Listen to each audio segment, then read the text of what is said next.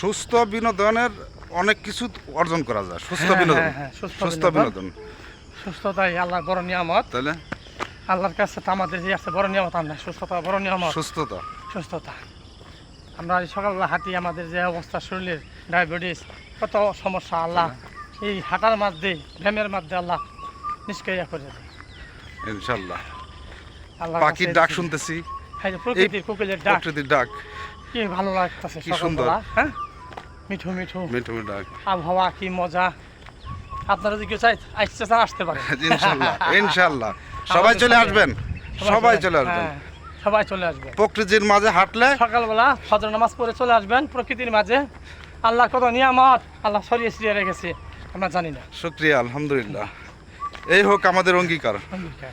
নামাজ পড়বো, হাঁটবো, হ্যাঁ, শরীর ভালো নিয়মিত থাকবে, হ্যাঁ, মন ভালো থাকবে। হ্যাঁ, শুকরিয়া, আলহামদুলিল্লাহ। আলহামদুলিল্লাহ। আসসালামু আলাইকুম ওয়া রাহমাতুল্লাহি ওয়া বারাকাতুহু।